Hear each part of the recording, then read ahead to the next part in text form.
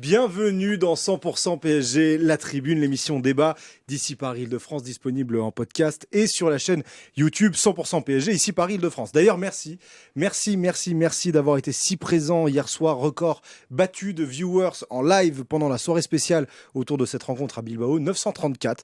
On était tout proche des 1000, ça sera, j'en suis sûr, pour la prochaine. Pour ça, on a besoin de vos likes, de vos petits pouces comme ça, de vos commentaires et de vos abonnements, si c'est toujours pas fait. La prochaine, notez-le, ça sera mercredi pour la Coupe intercontinentale avec un commentaire du match qui sera en exclusivité sur la chaîne YouTube. Mercredi prochain dans l'après-midi, le match sera à 18h. On connaîtra l'adversaire samedi. Ça sera soit les Brésiliens de Flamengo, soit les Égyptiens du Pyramids FC. Voilà, ça sera pour la Coupe intercontinentale. Mais avant ça, on a des choses à décrypter, des choses à voir avec ce débrief du match nul 0-0 face à l'Athletic Club. 100% PSG la tribune, c'est parti. 100% PSG, la tribune.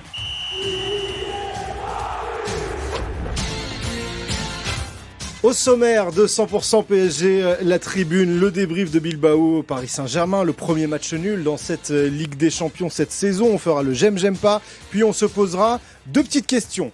Barcola a-t-il raté son intérim pendant les absences des titulaires ? On reviendra sur ses prestations et sur son statut quand les cadres reviendront sur le terrain. Et puis, à quelle place voyez-vous le PSG terminer en Ligue des Champions ? Le top 24 est assuré. Pensez-vous que le PSG finira top 8, top 4, top 2 ? Vous nous donnerez vos nombres de points et moi je vous donnerai le classement parce qu'il y a tout plein de probas qui se sont faites et on va pouvoir vous donner le classement possible du PSG. Allez, voilà pour le menu. Je vous présente l'équipe. 100% PSG, la tribune. Qui compose la tribune aujourd'hui ? Ils vont tous répondre à l'unisson parce qu'ils sont hyper coordonnés. Julie Yalap, Alexandra Fallo, Damien Doll, bonjour. Salut. Bonjour. Salut. Ah non, faut dire bonjour. On a dit bonjour, faut dire bonjour. Pardon. Bah non. C'est magnifique. La dernière fois, on On l'a a fait un bonjour parfait. On l'a Vas-y, fait. on l'a fait. Julie Yalap, Alexandra Fallo, Damien Doll, bonjour. Bonjour. C'est ridicule, hein. On va pas se raconter d'histoire. Hein, mais... Bon, j'espère que vous allez bien. Tout le monde va bien ? Oui. Très bien. Ça va ? Ça va. Après un 0-0 hyper Enthousiasmant, non ? Oui. Ouais, c'est bien. Entre l'actualité de chacun, du boulot et puis en plus les 0-0 en Ligue des Champions, on est plutôt content, on est plutôt heureux. On va commencer cette tribune par le j'aime pas. On va commencer par des j'aime parce que on est plutôt positif. Voilà. Il y a un j'aime qui est commun. On va pouvoir en parler un peu longtemps. C'est celui de Julie et de Alex. Est-ce que du coup on doit le faire en même temps ?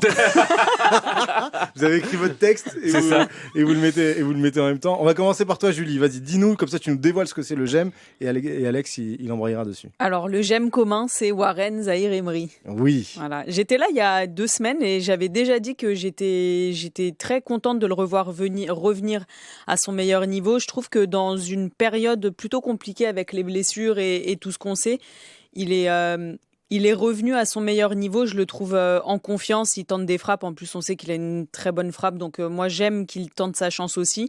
Je le trouve solide. Là, il dépanne parce qu'Achraf Hakimi est blessé. Il peut changer de poste entre le milieu, latéral droit. Je trouve que, franchement, il est bon. Et dans cette période où, parfois, on a du mal à avoir un PSG très dominateur, et lui il fait le boulot, il le fait très bien et moi je trouve qu'il marque des points. J'avais dit que pour moi il rentrait de nouveau dans peut-être la problématique du milieu de terrain. En tout cas, là, il dépanne à droite. Peut-être que Luis Enrique, sur les prochaines semaines, il va se poser des questions, même si on sait que ce milieu à 3 avec Fabian, Nuno, João Neves et Vitinha et plaît à Luis Enrique et qu'il est très performant. Moi, je suis sûre qu'il a une carte à jouer, même quand Achraf Hakimi sera revenu. Je suis contente de le voir de nouveau solide, que ce soit défensivement ou offensivement. Il tente des choses et voilà, moi, je suis contente qu'il soit revenu. Alex, c'était aussi ton j'aime. Mais tout à fait. Tu retiens qu'il est bon ou qu'il est bon à droite ? Je retiens qu'il est bon à droite. Enfin, en fait, je retiens que c'est une bonne alternative du coup à Achraf Hakimi et qu'il a réussi un peu. Enfin, je veux pas mettre la charrue avant les bœufs, mais ça a été longtemps un peu une faiblesse dans son dos défensivement. Il n'arrivait pas trop à se placer, à se situer. Il avait du mal à appréhender ce poste qui est très particulier tactiquement pour Luis Enrique parce qu'il doit faire un peu de tout. Et là, en fait, on l'a vu être très bon dans tout ce que Luis Enrique demande habituellement à Achraf Hakimi. C'est-à-dire pouvoir empêcher l'ailier gauche de développer son jeu. Et en face, il avait quand même un sacré client, notre ami Nico Williams, qui est quand même un très bon joueur. Donc défensivement, il a fait des bonnes interventions. Il a quasiment rien raté sur ce match, à part la petite faute qu'il fait sur notre ami Adama, je crois. Je sais pas, mais t'as beaucoup d'amis. Le latéral gauche, Adama, pardon.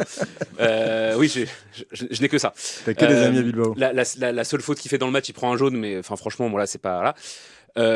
Il a été bon là-dedans défensivement sur ce côté droit. Il s'est pas fait déborder et il a réussi aussi à occuper cette position un peu hybride, on va dire, dans le demi-espace où en fait il devait revenir au milieu, même attaquer un peu dans cet espace-là. Et donc il a eu à la fois ce truc-là où défensivement à droite il tenait son poste et où en fait offensivement, que ce soit en collant à sa ligne ou en étant un peu dans le demi-espace, en proposant des solutions un peu plus dans le cœur du jeu, il a pu apporter, il a pu être un relais. La passe qu'il fait pour Mayoulou, par exemple, elle est bonne. Il est tout seul sur son côté, il a passé très juste, etc. Il fait des frappes, comme disait Julie. Donc voilà, c'était un match complet dans une rencontre où les Parisiens n'ont pas forcément brillé. Il s'est démarqué. Donc voilà, c'est bien, c'est rassurant. C'est toujours pas Achraf Hakimi, mais en tout cas, ça permet lui aussi d'étoffer un peu son jeu et ça confirme la très bonne dynamique dans laquelle il est actuellement. Je sais pas si tu es dans cet état d'esprit-là, mais on est heureux de voir Warren revenir. Je sais pas si il y avait une genre de frustration quand il était moins bon, de se dire c'est chiant quand même qu'il soit moins bon, et maintenant il y a l'effet un peu inverse. Je suis pas aussi enthousiaste que vous en fait sur. C'est d'accord. En gros.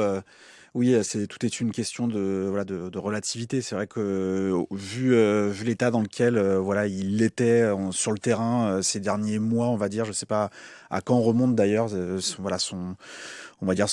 petite traversée du désert à Warren.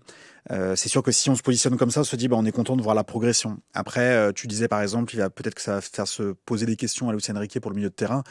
En réalité, par exemple, on se dit oui, c'est la solution numéro 1 quand l'un des trois ne sera pas là. Mais en réalité, on le voit, personne ne le voit, je pense, déboulonner qui que ce soit dans ce milieu de terrain.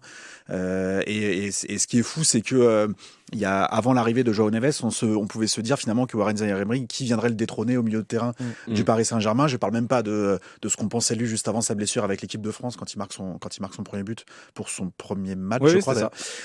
Où là, on se disait, qui a-t-on trouvé en fait, ça y est, enfin un Titi qui va être bon, pas juste un bon joueur, mais un joueur de classe internationale.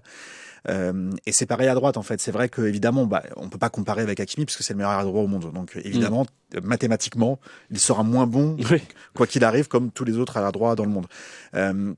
Mais je trouve en fait en gros comme tu as utilisé le terme il dépanne. Ça nous fait plaisir, on va dire plus humainement, j'ai l'impression qu'on se dit que, et ça viendra d'ailleurs tout à l'heure sur un de mes j'aime pas, que c'est une solution en fait on va dire crédible pour pallier vraiment les absences on va dire importantes, que ce soit au milieu de terrain ou au poste d'arrière droit. Moi je te trouve dur quand même parce qu'il a 19 ans. Tu vois, de te dire justement il a eu cette période qui a été relativement longue où il était beaucoup moins bon sur le terrain et tu te dis qu'à 19 ans finalement il arrive quand même, tu vois, à trouver un second. Il en aura d'autres dans sa carrière, mais à souffle où là oui, alors pour le milieu de terrain ça semble compliqué, mais moi je pense qu'à 19 ans tu as quand même une progression qui est relativement, surtout lui, tu vois, il peut jouer au milieu, il peut jouer à droite. Moi, je trouve que dans sa progression, franchement sur les années à venir ça peut être plus qu'un simple, tu vois, remplaçant. Évidemment, tu sais pas ce qui peut se passer dans une saison, et de le voir revenir à ce niveau-là, tu te dis si tu as encore un blessé au milieu de terrain, t'as Warren qui revient, et je préfère voir le positif. Il est jeune, il rebondit, il aurait pu s'enterrer dans son espèce de spleen qui traînait depuis des mois, et moi j'avoue que là, depuis le début de la saison, je le trouve quasi irréprochable. Alors il y a aussi, j'entends l'idée de voir long terme, mais si on pense un peu plus court terme, les 3 titulaires c'est bien, etc. Mais la saison nous a montré que on pouvait pas prendre pour acquis qu'on allait avoir les titulaires tout le temps. Est-ce qu'on n'est pas un peu plus rassuré d'avoir un Warren qui est ce niveau-là pour potentiellement pallier une absence, que ça soit une suspension, un pépin physique, enfin ça peut venir quoi.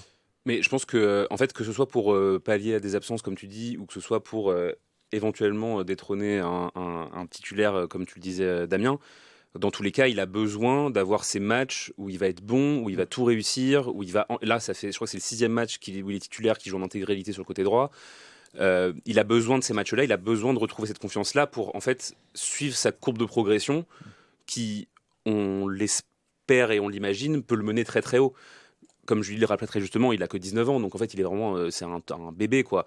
Et moi en fait cette espèce de période par laquelle il est en train de passer, ça me rappelle un petit peu la courbe de progression qu'a pu connaître par exemple Nuno Mendes l'année dernière. Je ne sais pas si vous vous souvenez, au début de saison, on lui tombait tous dessus parce que, ou on tombait aussi un peu sur Luis Enrique parce que il était beaucoup utilisé comme central gauche dans une défense à 3, il était un peu bridé dans ses montées, etc. Et puis en fait, il y a eu un peu cette espèce de truc où Enrique l'a fait passer par des postes qui n'étaient pas vraiment les siens, des postes un peu hybrides, où il l'a un peu fait rentrer les ronds dans les carrés, comme j'aime bien le dire, pour en fait aussi lui permettre d'apprendre genre tout l'éventail de techniques dont son poste a besoin et dont son profil a besoin. Et là, je pense que Warren, après Warren, depuis le début de sa carrière, il dépanne un peu dans tous les sens parce que c'est un joueur qui est très polyvalent et qui est très complet. Mais il est en train aussi de passer par cette phase d'apprentissage où, en fait, en apprenant à être un bon latéral droit sous Luis Enrique, ce sera peut-être un encore meilleur milieu de terrain quand on aura besoin de lui à cet endroit-là. Et donc, ouais, voilà, dans tous les cas, ça peut être que positif. Et oui, il faut se rappeler que même si on a l'impression de le voir depuis des années, il est tout jeune et c'est vraiment le début de sa carrière. Moi, effectivement, le revoir à ce niveau-là, j'en suis ravi parce qu'il nous a tellement émerveillé à ses débuts que voilà. Je suis en train de regarder le dernier match du Paris Saint-Germain que Warren Zaïre-Emery n'a pas joué. Est-ce que vous savez lequel c'est ? Où il a eu ni rentré ni titulaire. Non, mais genre là, on est censé te répondre.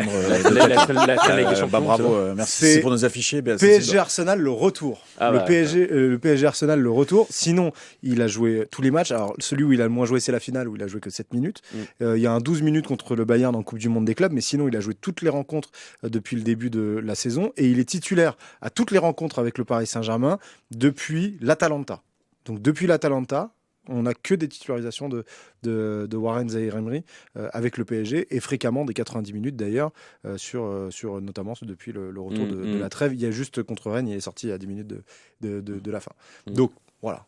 Je ne sais pas si ça t'a un peu convaincu. Non mais encore une fois, si la question, enfin, je veux dire, c'est-à-dire qu'à court terme, je le vois pas encore une fois avoir ce que toi et moi en fait on espère, ce que tous les trois on espère de Zaïre-Emery, c'est-à-dire qu'il soit le joueur qu'on a pas juste espéré, mais qu'on a estimé pouvoir voir à terme quand il a commencé sa carrière au Paris Saint-Germain.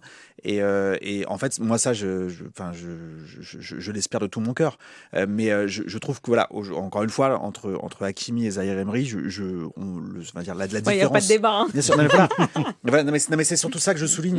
Et encore une fois, c'est pour ça que je tempérais un peu l'enthousiasme. En revanche, oui, très honnêtement, vu d'où il est parti l'an dernier, à un moment donné, on s'est posé la question de est-ce qu'on arriverait à récupérer ce joueur un jour ? Est-ce que même il allait pouvoir s'inscrire dans la durée au Paris Saint-Germain ? Là, aujourd'hui, oui, par rapport aux prestations qu'il réalise, mais finalement, son statut a un peu évolué de futur titulaire indiscutable et possible légende, je sais pas jusqu'où on pouvait aller. Il a déjà joué 150 matchs avec le PSG. Hein. Non mais par ailleurs, encore une fois, c'est une précocité absolument incroyable. C'est pas pour remettre en cause ses qualités intrinsèques. C'est juste qu'à un moment donné, peut-être que c'est moi qui ai fixé des ambitions qui étaient un peu trop élevées, qui étaient un peu trop pressées, et donc en réalité, c'est plus de ma faute que de la sienne. Mais voilà, c'est plus cette différence entre l'instant T et ce qu'on espère sur les mois à venir. Voilà pour Warren Zaïre-Emery. Je te laisse la parole, Damien, sur ton j'aime, toi aussi. Je vais changer de côté. Vas-y. Donc moi c'est Nuno Mendes, mais pour quelque chose alors ça fait un petit peu genre un peu comme la vidéo de Cassano avec Musiala, genre où j'ai l'impression que je vais vous découvrir. Attention, Nuno Mendes est un bon joueur de football. Donc c'est pas du tout ça l'idée. C'est parce que je l'ai vu ce matin, du coup ça m'a fait penser à ça quand je. Tu l'as vu que ce matin Non, je l'ai revu ce matin. Je suis foutu 3 fois d'ailleurs. Et bref, et donc comment dire, c'est que Nuno Mendes on le glorifie souvent pour ses qualités de dribbleur, pour ses qualités, pour ses centres, pour sa puissance physique, pour sa vitesse, etc. Mais c'est vrai que je sais pas s'il y a une progression, si c'est moi mon regard qui a changé, mais je trouve que son jeu de passe, les passes qu'il trouve et son intelligence de jeu, qui est très rarement citée finalement dans ses qualités quand des personnes le décrivent, et y compris positivement. À chaque fois, je trouve ça remarquable. Enfin, je sais pas si chacun prête attention des fois aux lignes de passe qu'il va trouver dans des endroits où on se dit bon, c'est bloqué, et il va tenter un truc qui des fois échoue, mais finalement son taux de déchets sur les passes, je parle vraiment qu'il va tenter dans l'axe, Des passes vers l'avant qui peuvent exactement, potentiellement casser une ligne. complètement, mais des fois créer une action quasiment à lui seul, à lui seul juste avec une passe comme cela, et même ses déplacements, sa gestion de quand je vais monter, quand j'attends, etc. Je trouve que encore une fois, là, ça m'a sauté aux yeux hier, et notamment parce qu'on était un peu en difficulté, et encore plus en deuxième mi-temps. J'ai vu des choses de lui il est de classe mondiale pour plein de raisons, mais y compris pour ça. Et je me demande, en fait, est-ce que derrière, peut-être qu'avec Vitinha et Dembélé, en fait, on a les 3 meilleurs passeurs du Paris Saint-Germain. João Neves peut-être aussi, mais en tout cas, voilà, et je trouve même qu'ils trouvent des lignes de passe qui sont du niveau, voire supérieur à ces deux-là, parfois. Julie, ce qui est assez fou aussi, c'est que hier, je pense qu'on a vu qu'il n'était pas Comme au match précédent. à 100%, tu vois, qu'il n'était pas. Enfin, sinon, il y a des moments où on se dit, ah tiens, il aurait fait peut-être la course là, il aurait peut-être fait ce truc-là. Et puis non, on sent qu'il y avait une certaine gestion.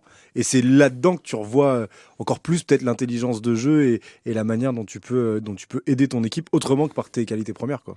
Oui, en plus, j'ai trouvé que c'est un peu la même depuis qu'il est revenu de blessure. J'ai l'impression qu'il s'économise un peu, qu'il s'applique un peu sur tout ce qui est tâche défensive. Et après, quand il va avoir une ouverture, et c'est peut-être pour ça que ça nous saute un peu plus aux yeux dans un match, c'est que sur les dernières sorties, en tout cas, c'est moins fréquent. Donc en fait, quand il le fait, tu vois, il le fait une fois ou deux dans le match parce qu'il s'économise, j'ai l'impression. Il n'est pas à 100% encore et du coup, quand il te casse des lignes, tu te dis ah ouais, quand même. Donc après, Nuno Mendes, je pense que c'est juste histoire de revenir à son niveau. Il doit jouer à quoi, 70-80.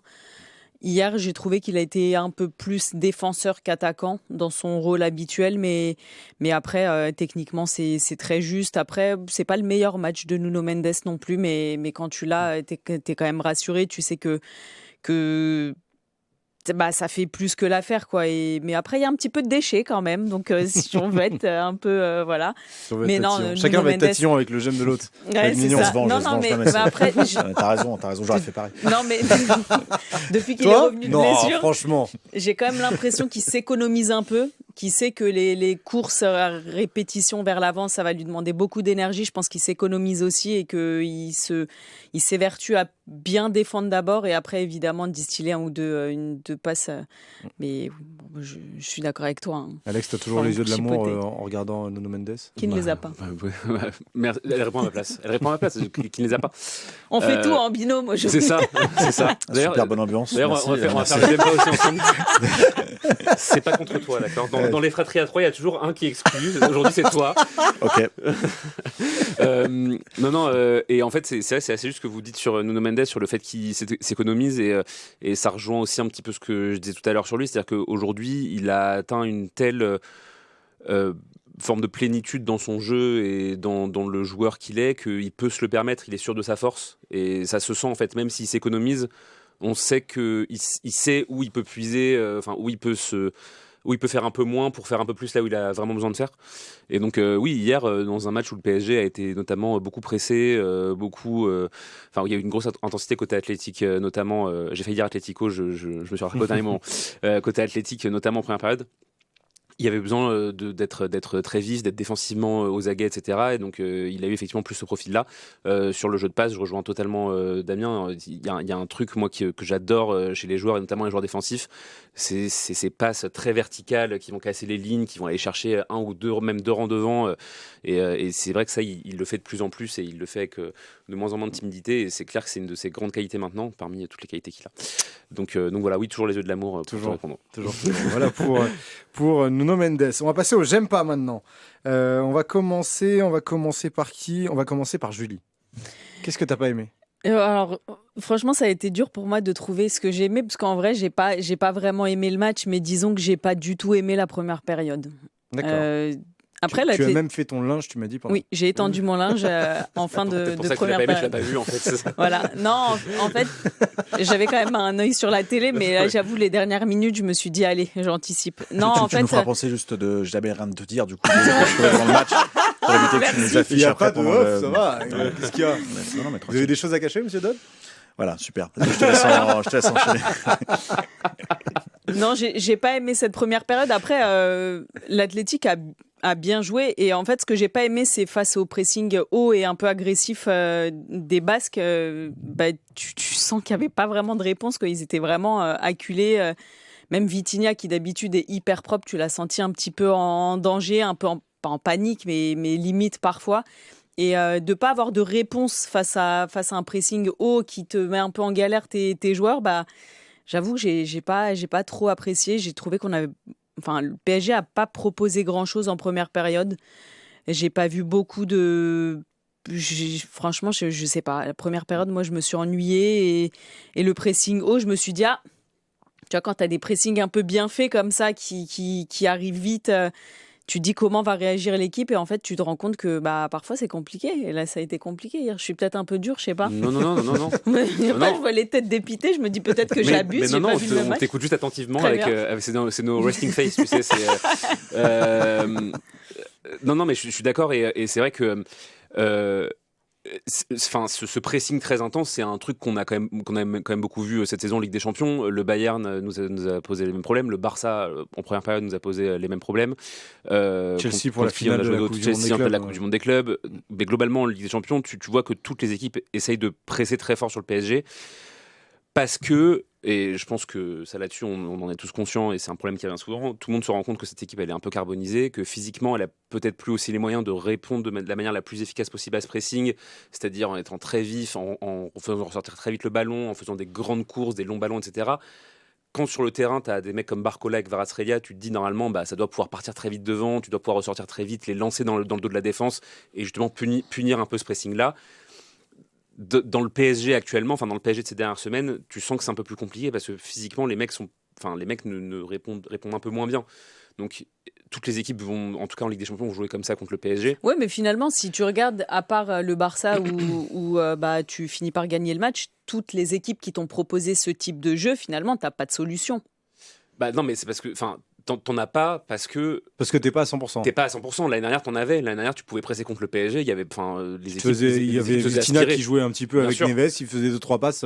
Ça partait vite vers l'avant et t'étais mort. T'as des équipes qui se sont faites aspirer par justement les solutions qu'avait le PSG contre le pressing. Maintenant, on sait que c'est pas tout à fait la même donne cette année. On sait aussi qu'il n'y a pas Désiré Doué, il n'y a pas Ousmane Dembélé. Mine de rien, ça enlève des armes pour contrer ça.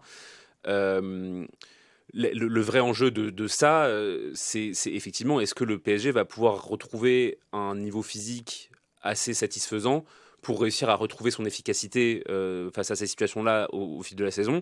Et si c'est pas le cas, comment est-ce qu'il va s'adapter? Parce que c'est vrai que à tous les matchs, j'ai l'impression de répéter un peu la même chose, ça nous pose problème. Ça pose problème. Le pressing nous fait du mal.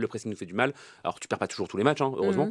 Mais c'est toujours une situation cette saison, en tout cas en Ligue des Champions. Damien, est-ce que tu es d'accord avec ça? Et est-ce que tu as cette sensation un peu de frustration de se dire là, on sent qu'ils sont pas en capacité de faire mieux, quoi? Qu'il y a pas de...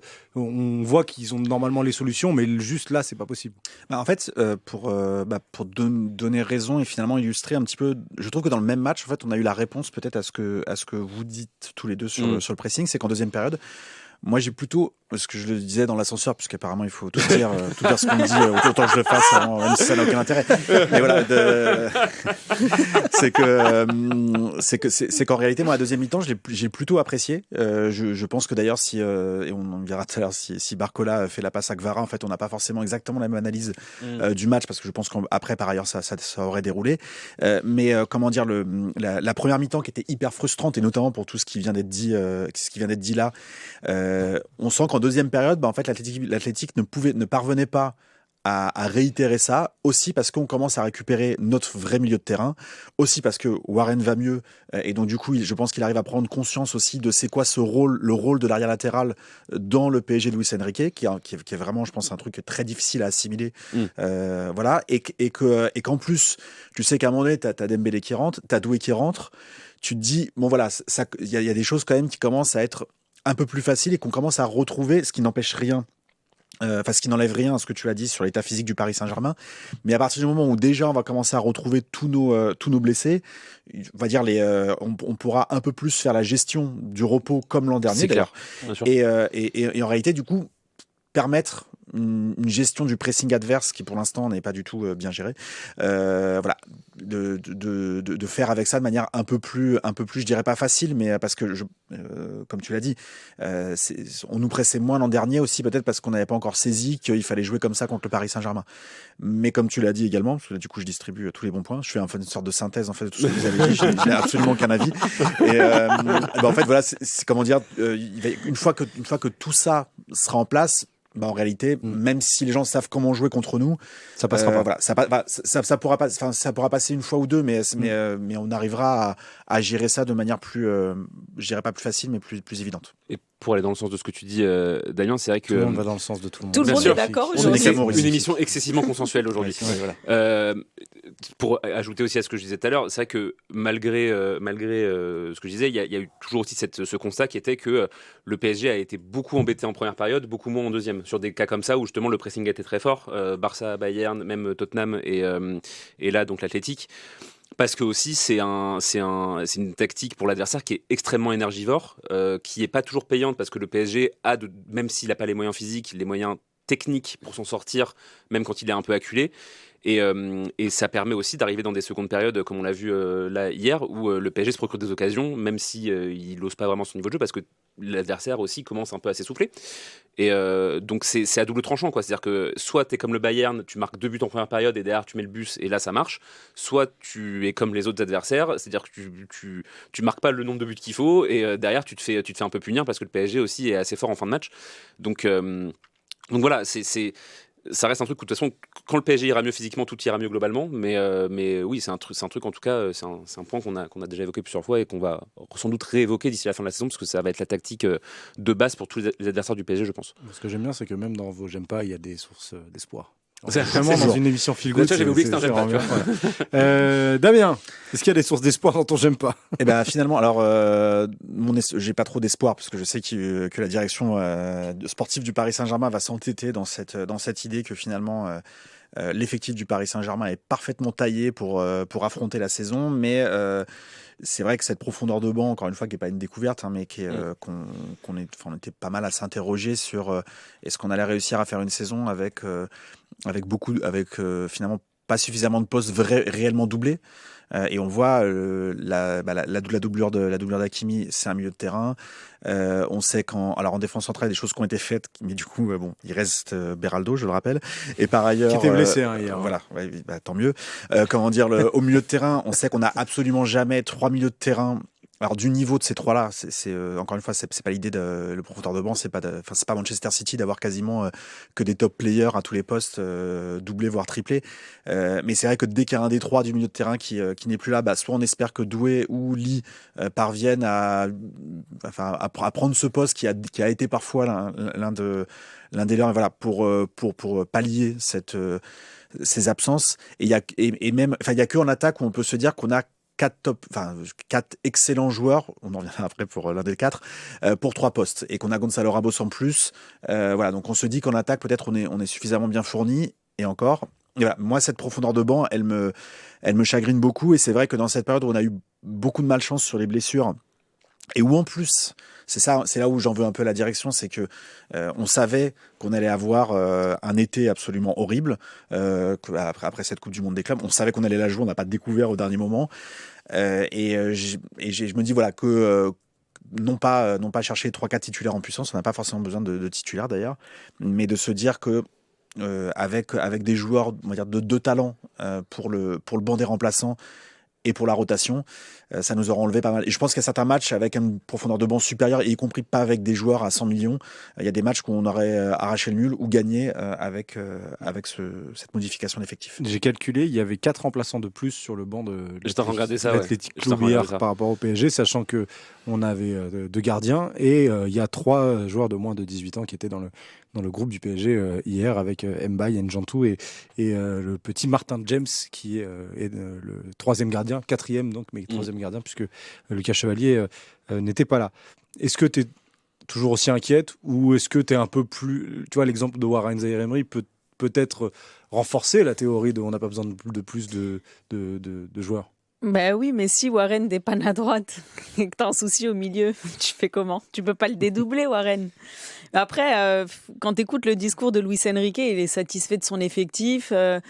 Il veut s'appuyer aussi sur les jeunes du centre de formation. Mais quand tu le vois hier avec Mayoulou, qui quand même commence à avoir quelques matchs maintenant au plus haut niveau avec le PSG, tu te rends compte qu'il y a quand même encore une marche à gravir pour vraiment faire partie tu vois, de la rotation ou en tout cas d'être dans la tête de Luis Enrique. Donc moi, oui, c'est inquiétant de te... Et en plus, je te rejoins sur ça. J'ai comme l'impression que cet hiver, il ne se passera pas grand-chose.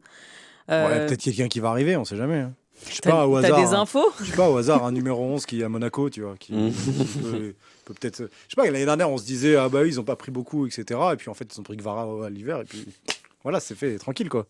D'accord, donc toi, t'es plutôt... tu sais des choses qu'on ne sait pas, Non, peut-être? il n'y a aucune info. Info ici, Paris, il n'y a aucune info. Ça balance sur le site. Allez-y, méga Je tweet immédiatement. Non, en fait... Non, il n'y a aucune info. En fait, Il n'y a aucune info, c'est une sensation. Où je trouve ça un petit peu inquiétant, c'est que là, tu vois, on est quand même en décembre, mi-décembre, et t'as des joueurs qui sont quand même blessés depuis un moment, qui tardent à revenir, et que tu sais très bien que le temps de te remettre à ton meilleur niveau, il te faut quelques semaines aussi. Donc en fait, là, t'es déjà en décembre.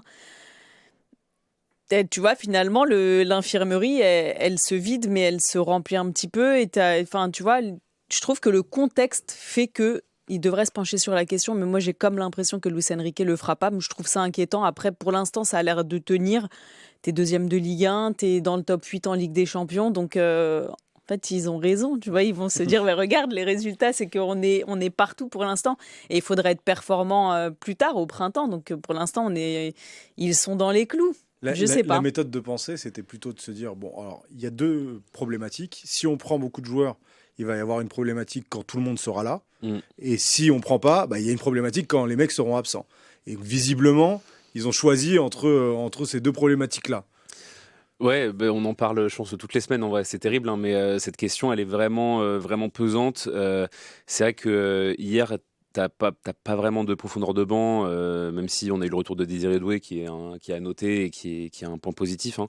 Hein. Moi, j'essaye quand même de voir ce que ça peut apporter de bien. Ça donne des minutes à Mbaye, ça donne des minutes à Njantou, qui sont des garçons aussi sur lesquels on pourra peut-être compter plus tard dans une rotation. Ça leur permet de se développer sans avoir aussi... Dans quel type de match Dans quel type de match? Peu importe. C'est-à-dire, en gros c'est, Mayoulou, il y a 2 ans, on se disait pas forcément ça va être un garçon qui va jouer en finale Ligue des Champions, qui va être titulaire dans des matchs comme ça. Et puis au final, il s'est imposé comme un vrai joueur de rotation. Oui, mais là, je dans veux ce dire club-là, à court terme.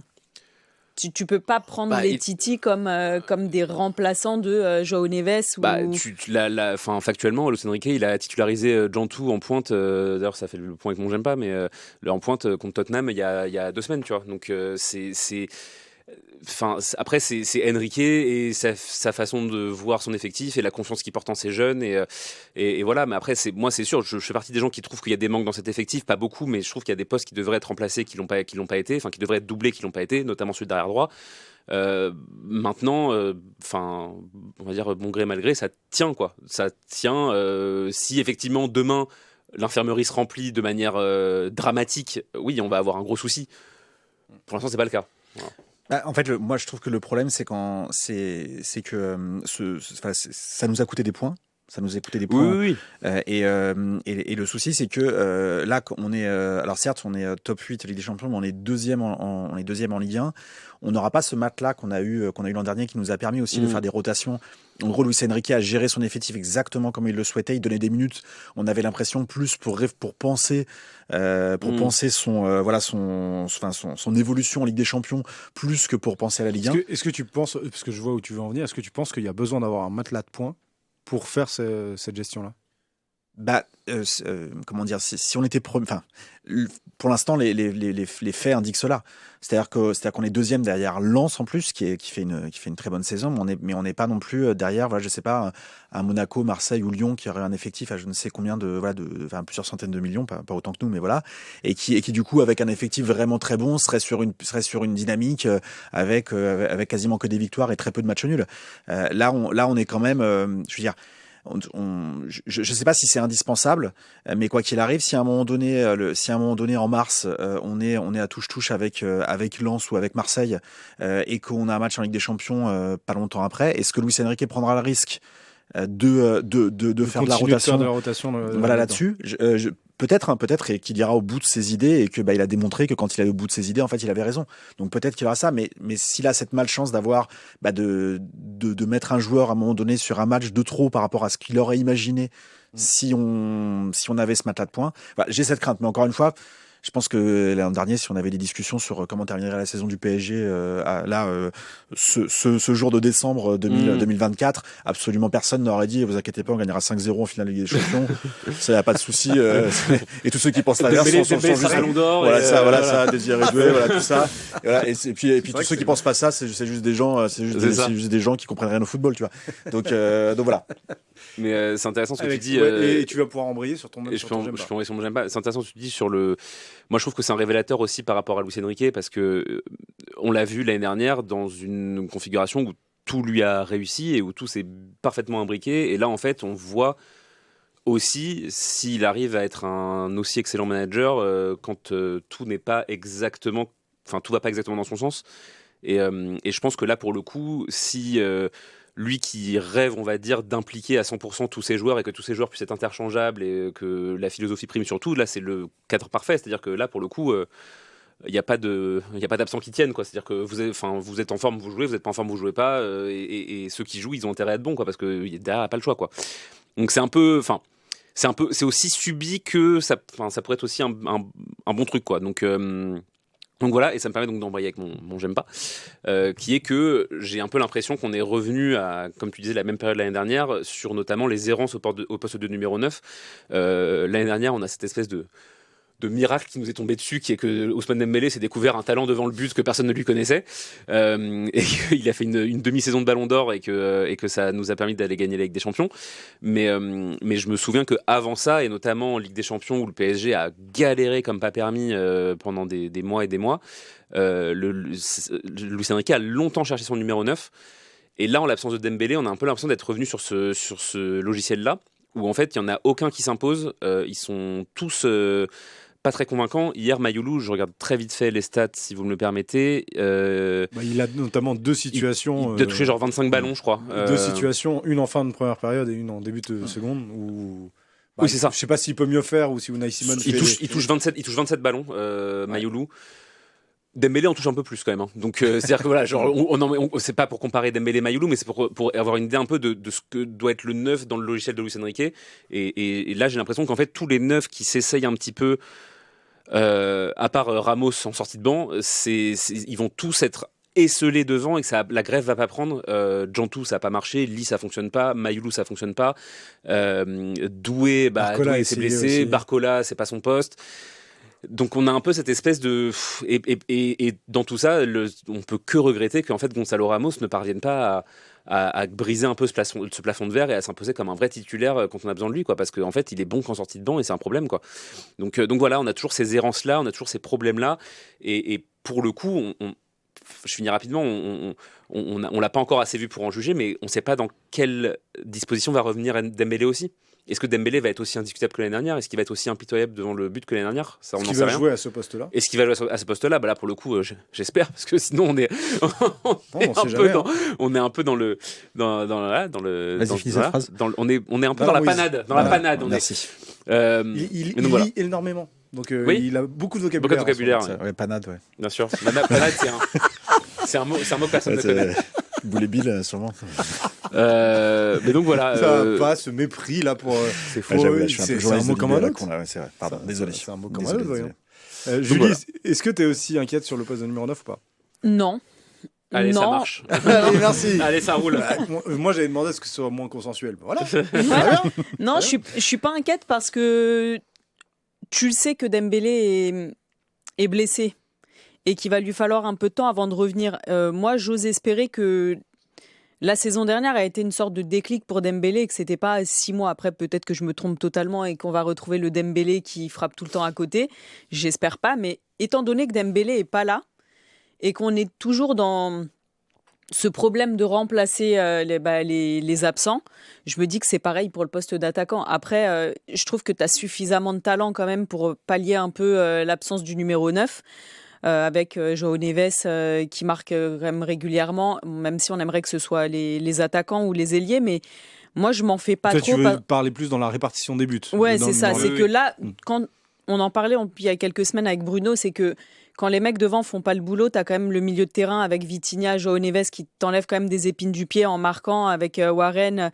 Et cette période où tu as encore des blessés, des joueurs qui sont en phase de reprise, qui vont mettre quelques semaines avant de se remettre à leur meilleur niveau, ça te permet de souffler un peu.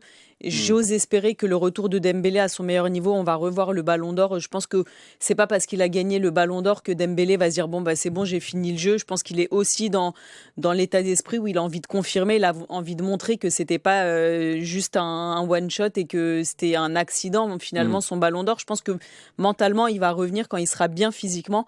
On va retrouver le Dembélé de la saison dernière, je n'en doute pas une seconde. Tu crois ou pas Oui, en fait, c'est vrai que... Il a trop à prouver, en fait. Faut qu'il montre que le Ballon d'Or, c'était pas un accident, en fait. Qu'il a pas marché sur l'eau pendant 5 mois et qu'on va retrouver le Dembélé à l'infirmerie qui met tout à côté. C'est pas possible. En fait, c'est vrai que là, sur ces bouts de match de reprise, j'ai pu lire des choses des personnes qui pouvaient être un peu inquiètes sur est-ce que du coup il va pas nous refaire le Dembélé du Barça, c'est-à-dire qu'il loupait trop d'occasions, etc. Je pense que là c'est juste une machine à refaire démarrer, mais j'ai pas vraiment d'inquiétude sur le fait que sa transformation, c'est pas juste il a pas marché sur l'eau en fait, c'est juste une transformation. Il a trouvé l'entraîneur qu'il lui fallait pour devenir le joueur que tout le monde avait dit qu'il serait quand il était à Rennes et à Dortmund. Il a débloqué les trucs qu'il fallait débloquer. Exactement. Et il a enlevé les problématiques musculaires, parce que là, les blessures qu'il a ne sont pas des blessures musculaires, je crois pas. Et donc, en fait, toutes les problématiques étaient relatives notamment à son hygiène nutritionnelle, etc. Il les a gommées pour qu'il puisse être performant tout le temps. Je pense qu'on est juste passé à un Dembélé, un autre joueur en fait qui est sorti de un peu nonchalant, très talentueux, mais face au but, c'était une cata. Je pense qu'il a juste évolué. Tu vois, il a progressé lui aussi et ce qu'il a débloqué la saison dernière, je pense que là, jusqu'à ce qu'il s'arrête, je l'espère en tout cas, sinon franchement, ce serait dommage de le revoir tomber dans ses travers parce qu'il a gagné la Ligue des Champions et le Ballon d'Or. Je ne me fais pas beaucoup de soucis pour Ousmane Dembélé, il a changé. Bon, voilà pour les j'aime pas. C'était bien, on a été assez long. Il va nous rester 2 débats. Un débat sur Barcola et puis un sur la suite, le classement du Paris Saint-Germain sur cette phase de Ligue des Champions. Barcola d'abord. Barcola qui a, un peu comme Warren Zaïre-Emery, joué quasiment tous les matchs depuis le début de la saison. On parlait de Warren tout à l'heure. Barcola qui joue, qui est titulaire la plupart du temps, mais qui n'est pas forcément performant. Alors, la question du débat, c'est, avec toutes les absences qu'il y a eu, est-ce que Barcola a raté l'intérim en tant que titulaire? Parce qu'il était remplaçant l'année dernière en finale de Ligue des Champions. Il apparaissait comme le 12e titulaire, celui qui n'était pas forcément au coup d'envoi, mais premier remplaçant, notamment offensif. Est-ce que vous avez cette sensation que maintenant que tout le monde va revenir, Dembélé fait des bouts de match, Désiré Doué est rentré hier, est-ce que Barcola a raté l'occasion de montrer qu'il pouvait être une véritable solution en tant que titulaire? Damien. Je pense qu'il n'a pas vraiment challengé les trois qu'on estime être les titulaires indiscutables. Il a raté son intérim. Je pense ça me paraît assez incontestable. En revanche, je pense pas que ça le condamne sur quoi que ce soit. Déjà d'une, parce que je rappelle que c'est limite la seule ligne où on a quatre très bons joueurs pour 3 postes, donc ce serait un peu stupide de se dire du coup il y en a un des 4 qui a pas performé, donc virons-le, voilà c'est ça, et puis au milieu de terrain on verra plus tard, donc non, pour moi ça le condamne pas, mais après cette séquence-là elle a été assez compliquée pour lui, c'est-à-dire qu'il a montré vraiment.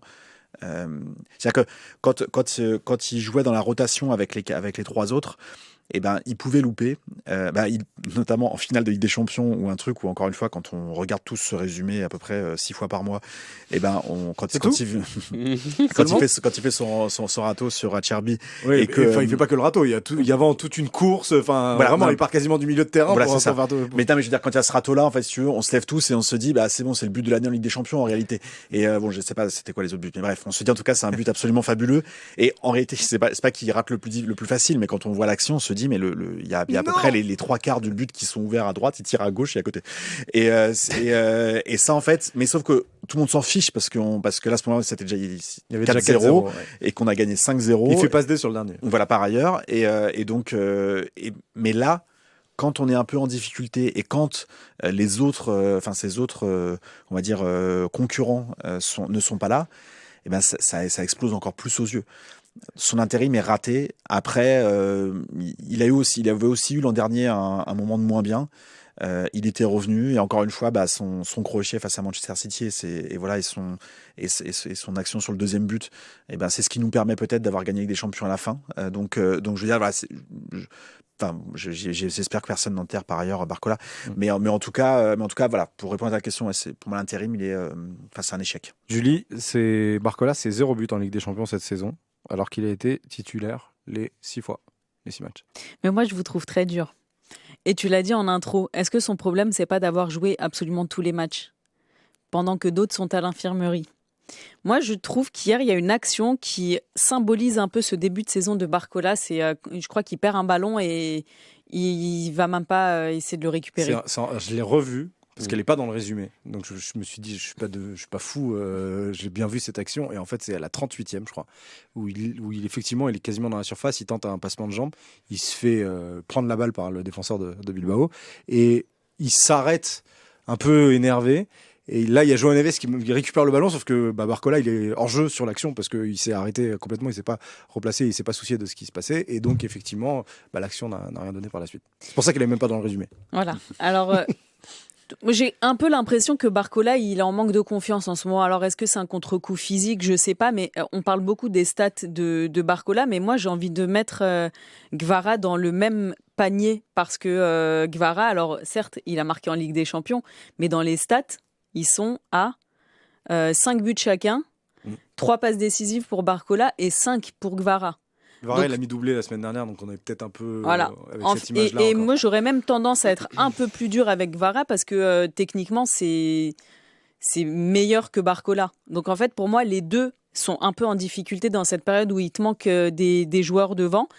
Donc moi, j'ai quand même l'impression que c'est un problème de confiance pour Barcola. Peut-être que le contre-coup du manque de préparation à l'intersaison, le fait de jouer tous les matchs sans être vraiment bien, parce qu'il avait laissé entendre aussi que physiquement, ça commençait à devenir compliqué, l'enchaînement des matchs. Il n'a pas été blessé, il est là tout le temps et finalement, il joue quasiment la totalité des matchs. Je pense que l'un dans l'autre fait que Barcola, il a besoin d'aller sur le banc. Et je suis persuadée que le retour de Doué et Dembélé, parce que Guevara, je pense, restera à gauche, un petit passage sur le banc, franchement, je suis persuadée que ça lui fera du bien à Barcola. Je vous trouve très dur. Le faire régénérer plus que pour le piquer, quoi. Mais il ne s'est pas arrêté du tout. C'est un des rares qui ne s'est pas arrêté du tout. Même au milieu, tu as eu des blessures avec João Neves qui est parti sur le banc aussi, à l'infirmerie surtout.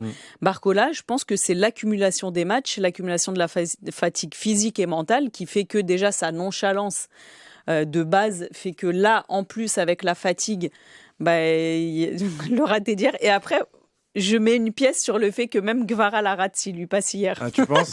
Franchement, okay. Les deux pour moi sont... ta défense, là, c'est incroyable. Alors, il a bien fait de pas lui passer, de toute façon, Guevara l'aurait raté. Cette grosse merde. Ce que Julie ne dit pas, c'est qu'elle dit en gros il est raté, mais j'explique pourquoi il est raté, l'intérim. Non, mais en fait, pour moi, c'est tous les deux. Guevara et Barcola ratent un peu cet intérim où ils auraient dû prendre à bout de bras l'attaque pour marquer les buts pendant que les Doué et Dembélé sont à l'infirmerie. Les deux l'ont pas fait. Donc tu aurais dû mettre les deux dans ton thème. Et même que Guevara rate des occasions qu'on ne lui donne pas. Tu vois, c'est ça l'idée. Bon, C'est vraiment la j'enlève preuve qu'il est celle-là. encore plus nul. C'était un d'ailleurs. peu bancal. Allez, mais Alex. je trouve que c'est quand même, tu vois, l'accumulation de fatigue physique Oui, et oui, non, mentale mais- peut-être qui font que Barcola a besoin d'aller se poser sur le banc. Ça pour moi, c'est indéniable le fait que Barcola, il est complètement, Mais il est complètement cramé. cramé. Et donc oui, ça va lui faire du bien, mais ça va lui faire du bien physiquement. Là, aujourd'hui, on voit que enfin, en fait, je trouve que tu as utilisé un mot qui est intéressant et il faut aussi revenir là-dessus. Là où je pense que le bas baisse un peu plus pour Barcola que pour Kvara, c'est que Barcola, il est très nonchalant Bah oui. dans son attitude. Et donc, du coup, tu as un peu l'impression de ce mec qui se dépasse pas, de ce mec qui arrive devant le but et qui fait un peu comme ça vient, etc. Donc, voilà, il renvoie une image qui est peut-être un peu moins positive. Là où je trouve que ton analyse, enfin, je suis pas d'accord avec ton analyse sur Kvara et Barcola. Kvara, ça fait 3-4 semaines qu'il est vraiment beaucoup mieux. Et on a vu en fait que sur le début de saison, il était pas du tout décisif. Et là, il a recommencé à marquer des buts, à faire des passes D depuis 3-4 semaines. Et c'est vraiment, vraiment mieux. Là, Barcola, c'est 2 buts depuis mi-septembre, quoi. 2 buts en 2 mois, c'est pas énorme. 13 matchs qu'il n'a pas marqué en Ligue des Champions. le oui, dernier, et le donc- dernier but de Barcola en Ligue des Champions, c'est Brest, le retour en 16e de finale. C'est ça. Et donc en fait, Après, moi, il a fait des passes D, hein, mais moi, donc, si vous voulez que j'illustre le traversée du désert de Barcola avec un exemple personnel, je l'ai pris sur MPG, je suis relégué à 2 journées de la fin. Donc voilà. alors moi, Voilà, donc, je vais te dire, je l'ai pris sur MPG, j'ai été champion la Bah, voilà, semaine bah, dernière, donc tu vois. tu l'as peut-être accompagné avec des gens un peu plus J'ai solides que pris, moi. j'ai pris Esteban Mais, Lepol. Voilà, j'ai pris Esteban ouais, moi j'ai Lepol, pris Mathieu Sabline, tu vois, donc on n'a pas la même vision du football apparemment. Mais non, mais voilà, enfin, blague à part, je pense que Barcola, au-delà du repos amplement mérité qu'il va pouvoir avoir maintenant que Désiré Doué et que Ousmane Dembélé vont revenir jouer au football, il faut qu'il travaille sur déjà son adresse devant le but, parce qu'il rate des choses qui pour moi sont pas normales, et en fait il faut qu'il bosse pour réussir ces choses simples, pour accumuler de la confiance, pour réussir les choses plus compliquées, pour réussir les choses simples, etc., et entamer ce cercle vertueux. Et voilà, et puis en fait derrière, ça va revenir. Là, il traverse un peu un moment compliqué. Ça reste un très bon joueur de foot. Il faut qu'il retrouve la confiance. En fait, c'est un garçon qui a d'immenses qualités, notamment de vitesse et de percussion, que sa fatigue ne lui ont pas permis d'exploiter. Et en fait, sur ses qualités de finition et sur le caractère décisif sur lequel on l'attendait beaucoup en l'absence de Dembélé, de Doué, bah en fait, vu qu'il n'était pas bon et donc pas en confiance, il pouvait pas réussir ces trucs-là qui lui auraient permis d'être décisif, etc. Donc c'est un peu un cercle vicieux dans lequel il est actuellement, mais ça va revenir. Est-ce que là, cette période-là a entériné son statut pour toi? Bah, C'est quoi son statut? de numéro 4. Premier remplaçant, quoi. Premier remplaçant devant. Bah, je pense que, enfin, c'est pas que ça a entériné, c'est que ça confirme.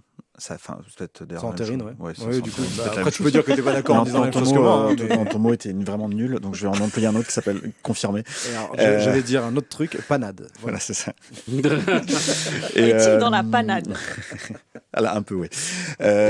Mais c'est plus, il a pas réussi à questionner ce qui était le cas sur la deuxième partie de saison. La deuxième partie de saison, c'était le remplaçant numéro 1. L'attaque titulaire, c'était Kvara, Dembélé, Doué. Et en gros, la question qu'on pouvait se poser au moment où il y a eu toutes ces absences, c'est est-ce que Barcola va réussir à questionner justement cet état de fait, Ordre établi. Hein, c'est ordre établi finalement. Exactement. Et là, le fait est que non. Alors après, ça ne veut pas dire encore une fois que d'ici la fin de saison, si ça se trouve, en mars, il va rentrer, il va marquer 1 ou 2 buts, il va être décisif en Ligue des Champions, et à un moment donné, il va sauter peut-être l'un des 3. Je ne sais même pas lequel, parce qu'avec Luis Enrique, c'est toujours déroutant. Mais il a pas du tout questionné ce qui s'est passé déjà, ce qui a été établi en fait l'an dernier, parce que l'an dernier c'était pas si évident que ça. Il y a déjà en début de saison, avant que Kvara n'était pas là, donc on ne savait pas l'an dernier si Barcola était titulaire indiscutable. Et voilà, Kvara est arrivé, il a jamais réussi à retrouver ce poste de titulaire. Au-delà de Kvara, Désiré Doué, avant janvier, il n'est pas du tout dans l'équation, quoi. Bien sûr. Oui, bien sûr. Donc, mais après, pour m'immiscer un peu dans ce débat très rapidement, pour moi, la vérité du mois de mars, elle sera pas du tout celle d'aujourd'hui. Enfin, il peut se faire tellement de choses en fait. Donc, il a juste, effectivement, je trouve que c'est un peu plus juste ce que tu dis, Damien. Il a pas remis en question les 3 titulaires indiscutables, l'ordre établi. Peut-être qu'il y aura effectivement aujourd'hui un débat du coup entre Kvara et Barcola parce que c'est les deux sur lesquels on a un peu tiré en l'absence des autres. Et puis globalement, ils jouent le même poste en plus. Et globalement, ils jouent le même poste.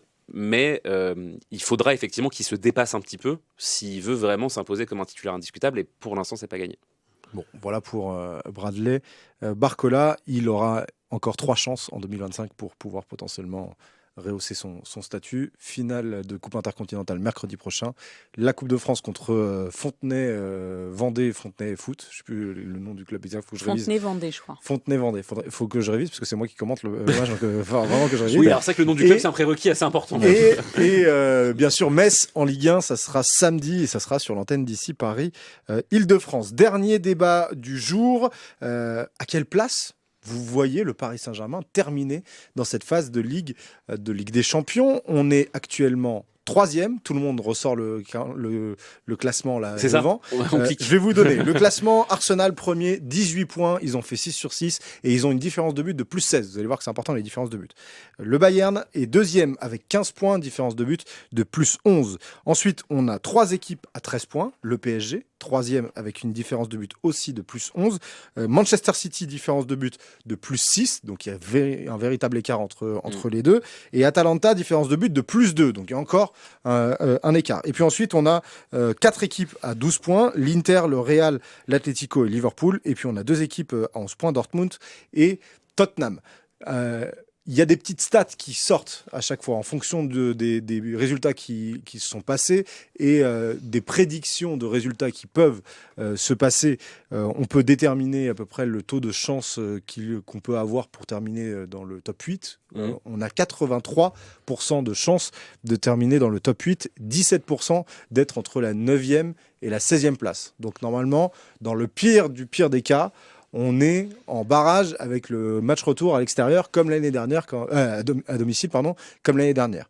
Je rappelle qu'on joue au Sporting et ensuite on recevra Newcastle. Combien de points vous nous voyez avoir là, en plus des 13 qu'on a, et à quel classement vous nous voyez ambitionner? On se contente du top 8 ou plutôt top 4, plutôt top 2? Damien? Moi, je pense top 4. Top 2, je pense que c'est assez compliqué. C'est vrai qu'on en parlait juste avant l'émission. Arsenal, quand même s'ils perdaient les 2 matchs, il faudrait qu'en plus les autres derrière gagnent leurs 2 matchs, etc. Arsenal, il joue sur la pelouse de l'Inter, donc il peut y avoir des points perdus à ce moment-là. Mais le dernier match, ils reçoivent le Kairat Almaty. Voilà, avec tout le respect pour. Je peux vous donner tous les calendriers de tout le monde. Voilà, avec tout le respect que j'ai pour ce club que je ne connais pas. Donc ça me paraît hautement improbable qu'il termine pas premier. Et après, le Bayern, c'est quand même 2 points d'écart et on sait que le Bayern reçoit l'Union Saint-Gilloise. Tu vas me couper la parole à chaque fois pour me le dire parce qu'il y a un point de des équipes. Donc là, on va aller loin comme ça. Termine au PSV. Termine sur la pelouse du PSV. Après, Union Saint-Gilloise, PSV pour le Bayern. Après, de toute façon, j'ai carrément perdu mon tour de table. L'ordre de 1-4 rapporte très peu de toute façon. Comment? C'est-à-dire que tant que tu es dans le top 4, l'ordre rapporte très peu. Si tu es dans le top 2, tu es assuré d'avoir ta demi-finale retour à domicile. Oui. Ah bah si, c'est quand même important. Top 8, tu es sûr de jouer 8e de finale et donc de ne pas avoir les 16e et d'avoir ton retour en 8e de finale à domicile. Top 4, tu es sûr d'avoir ton retour à domicile pour les 8e et pour les quarts. Et top 2, tu es assuré d'avoir ton retour à domicile pour les 8e, les quarts et les demi. C'est quand même pas mal. Oui, c'est un plus, mais c'est pas. Enfin, je trouve pas décisif. Bon. Damien, excuse-moi. C'est vraiment décisif, merci Romain. Du coup, moi je vois bien. N'hésite pas, j'ai plein de stats, donc je peux te couper s'il faut. En réalité, moi je pense que ça se jouera entre la 3e et la 4e place, notamment parce que tu as très bien dit sur la différence de but, c'est quelque chose qui fera la différence. Et en vérité, quand on regarde, donc tu donnais la différence de but sur ceux qui ont le même nombre de points que nous, mais ceux qui sont aussi à 12 points, en fait, il y a l'Inter qui est à plus 8, et après tous les autres ça dégringole à plus 6 et après plus 3. Donc même eux en fait qui pourraient du coup aussi nous rattraper. Là en fait c'est un point de plus que ce qu'on a nous. Et après sur les 2 matchs à jouer, j'espère que le Paris Saint-Germain remportera du coup ces 2 matchs-là. Et à partir de ce moment-là, l'affaire semble pliée, sauf s'il y a Manchester City qui calque des 5-0 partout. Mais voilà, pour moi ça finit top 4. Top 4 pour Damien. Julie, tu nous vois terminer? Non, j'ai vu que tu avais envie de donner le calendrier de City. Est-ce que tu peux... Ah, je peux donner le calendrier de City. Tu lui coupes la parole. Le calendrier de City, ils vont d'abord jouer à Bodo Glimt. Alors, Ok. Bodo Glimt, je rappelle que c'est la dernière ville avant le cercle polaire et ils vont jouer ça un Qui est 21 janvier. 32e. Qui est 32e, mais jouer à Bodo Glimt un 21 janvier. Oui, certes. Voilà. Et ensuite, ils reçoivent Galatasaray. Ok, alors moi je vois le PSG dans le top 5 parce que tu as quand même plusieurs. J'ai demandé top 8, top 4, top 2. Top 4. Ah, Dis-moi, du je vois coup top j'hésite. 5. Non, j'hésite parce que le PSG finalement sur les 2 derniers matchs joue 2 équipes qui peuvent encore se qualifier pour les playoffs. Ouais. Et là, tu as aussi le Sporting qui a 10 points. Et Newcastle qui a 10 points. Donc le Newcastle est 12e et le Sporting est Ils 14e. sont en très bonne, Mais- très bonne situation pour pouvoir être qualifiés dans le top 24. Voilà, mais tu as quand même des clubs qui n'ont pas tiré un trait sur la suite de la campagne européenne cette saison. Et ça peut être chiant de jouer au Sporting, mine de rien. Même si tu reçois Newcastle, ça peut être chiant de jouer le Sporting. Donc Après, le Sporting cette année est moins, est moins fringant que l'an dernier. Donc, voilà, c'est pas. Je sais pas. Non, Non, Oui, Gary c'est de Jesus, on a fringant. pas besoin de lui en fait. C'est C'est-à-dire que- fringant. Ils ont gagné contre Marseille, notamment. Oui, mais enfin, là-bas. c'est pas un exploit. Oui, mais ça. ils ont fait ils match ont nul. 10 points. Ils n'ont pas que Ouais, gagné ouais, mais contre ils ont Marseille. Ils ont gagné contre Bruges 3-0 à domicile. Oui, mais en championnat, ils ont fait match nul contre le Benfica ce week-end. Là, ils ont perdu 3-1 contre le Bayern. Là. Ils menaient Voilà. 1-0. Et ils sont, je sais plus, ils sont à 3 ou 4 points de Porto en championnat. Donc voilà, disons que. Bon, je dirais top 4. Allez, peut-être 5e. Je suis chiante. Je Sache que- fais des nouvelles règles. Mais parce que les 2 adversaires qui restent à jouer, Sporting et Newcastle, c'est pas facile non plus. Tu joues pas contre Bodo Glimt chez toi et l'Ajax qui fait une saison cata. Sache qu'il y a des pourcentages de places qui peuvent nous être attribués. Donc on a 0,5% de chances de terminer premier. On a 15,3% de terminer deuxième, 15,6% de terminer troisième, 14% de terminer quatrième et 16,8% de terminer cinquième. C'est la plus haute proba. Ah bah tu vois. Voilà. Alexandre. Bonsoir. Bonsoir. Monsieur Bédouc. Comment vas-tu Ravi d'être là ce soir. S'il lui arrive, là, il a une absence. Ça, c'est souvent c'est quand il a rien à dire. Ouais, Quand il sait pas quoi dire, qu'il Non, perd un non, truc. en plus, je Il sais va dire top exactement, 32, là, je sais exactement quoi dire en plus. Vas-y. Moi, je pense que le Paris Saint-Germain va finir exactement, précisément deuxième. D'accord. Voilà. Pourquoi Parce que je pense que Merci. C'est bien argumenté. Maintenant, Non, tu comptes sur des faux pas du Bayern. je compte sur un faux pas du Bayern, ouais. Contre D'accord. le PSV ou Par contre exemple. l'Union Saint-Gilloise? Contre le PSV, moi je vois bien le PSV.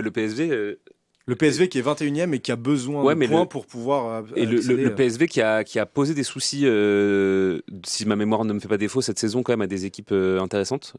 Ils ont gagné à Liverpool 4-1 là-bas. Voilà, notamment. Ils ont gagné 6-2 contre Naples. Et voilà, donc c'est ça que j'avais en tête. Donc ma mémoire ne me fait pas tant de défauts que ça, pardon. Je vois bien le Bayern, fauter et le PSG gagner ses 2 derniers matchs. Le Sporting. Le Sporting, il y aura cet effet, je pense, réaction après le nul contre Bilbao, où ça va faire un peu comme le match contre Rennes, et je vois bien le PSG un peu rouler sur le Sporting, avec tout le respect que j'ai pour nos camarades. Et juste, il va se passer quand même pas mal de choses entre Oui, les il deux. va y avoir des matchs. Entre la Coupe intercontinentale, Oui, le trophée mais- des champions, la reprise. Oui, mais en fait, moi, j'ai toujours cette impression d'un PSG en mode Ligue des Champions et d'un PSG en mode autre compétition. Et que du coup, là, ils auront très très bien en tête le match précédent. Alors évidemment, sauf si, comme tu dis, il y a des drames en termes d'effectifs et qu'on perd 4 joueurs. C'est le 20 janvier, il y a quand même un peu de temps. Donc il y a un peu de temps, mais je pense que le PSG sera un peu revanchard par rapport à ce nul frustrant et que du coup, ils auront à cœur aussi d'envoyer un petit message et d'assurer encore plus cette place dans le top 8, qui n'est pas assurée aujourd'hui. Et contre Newcastle, c'est pareil. La dernière fois que le PSG les affronte, c'était à l'époque du FC KM7, et donc c'était une autre époque. Et je pense que pareil, les joueurs qui étaient là à l'époque auront aussi une petite envie de revanche. C'est au Parc des Princes, donc ça sera un match sur lequel le PSG aura en tout cas la maîtrise du terrain. Et moi, en tout cas, je vois pas le PSG lâcher de points sur les 2 derniers matchs. Et surtout, encore une fois, le PSG a une attitude et un niveau de jeu en Ligue des Champions cette année qui n'est pas celui des 2 compétitions. Alors effectivement, ça n'a pas été, ça s'est pas vraiment concrétisé hier. Et il y a une défaite contre le Bayern, mais globalement, le PSG est bien meilleur en Ligue des Champions que sur les autres compétitions. Donc moi, je les vois finir deuxième. Toi, tu les tapes sur un 19 points, deuxième place. Ouais, 19 points, deuxième place, derrière Arsenal, qui va sans doute faire le carton plein. 19 points, deuxième place. Le Bayern peut faire un match nul. Et si on s'en tire bien, 19 points, deuxième place, ça veut dire s'ils font un match nul, ils ont un seul match pour faire une différence de but qui, nous, doit être fait en 2 matchs. Donc, C'est ça. il y a une possibilité de passer devant à égalité de points. Par exemple. Mais oui, voilà, un match nul ou une défaite du Bayern, moi, je vois tout à fait ça arriver. Alors, enfin, de toute façon, en tout cas, 2e ou 3e dans le pire des cas, mais je vois bien 2e en tout cas. D'accord. Voilà pour ce débat sur le nombre de points. Bah voilà, on a réussi à le faire, c'est bien. Tu as demandé top 2, top 4, il y en a une qui dit 5, l'autre qui dit 3, mais apparemment c'est... Je dis 2, tu vas ça fait une demi-heure que dire 3, c'est dire à peu près top 4. Ça va, voilà, ça va. Mais effectivement, quand on propose, C'est vrai que j'aurais dû dire top 8. Quand on propose 2 ou 4 et qu'on dit 3, c'est effectivement que c'est un peu chiant. Je suis d'accord avec toi, c'est un peu relou. Alors que j'ai vraiment dit, on va finir 2e, genre dès le départ, c'était mon premier mot, quoi. Oui, tout ça pour conclure sur 3. Bref. Voilà pour ce débat et pour cette émission. La mauvaise foi, c'est Mais est-ce que la mauvaise foi n'est pas le symbole même de cette émission 100% PSG? mais justement non. Voilà, en tout cas, merci à tous ceux qui nous ont suivis. Merci pour ce débrief. Merci Julie, Alexandre et Damien pour ce débrief de ce PSG Athletic Club. J'arrivais pas à le dire. Parce qu'il faut pas dire Athletic Bilbao. Moi, je l'ai dit depuis que je suis tout petit, mais visiblement, faut pas le dire. On n'a pas le droit de le dire. Ouais. Ils le prennent très mal, les Basques. Merci à tous ceux qui nous ont suivis, qui nous ont écoutés en podcast, qui nous ont regardés sur YouTube. Sur YouTube, n'hésitez pas à nous mettre des petits pouces, à vous abonner à la chaîne 100% PSG ici par Île-de-France. C'est hyper important. On va être là la semaine prochaine, notamment pour le match de Coupe Intercontinentale, la finale de la Coupe Intercontinentale. On sera en exclusivité sur YouTube. Il y aura toute la team. Il y aura Pia, il y aura moi, il y aura Rabé. Ça va être vachement bien. Donc n'hésitez pas à vous abonner à cette chaîne. Je vais vous souhaiter une très très belle journée, un bon week-end et à très vite dans 100% PSG, la tribune.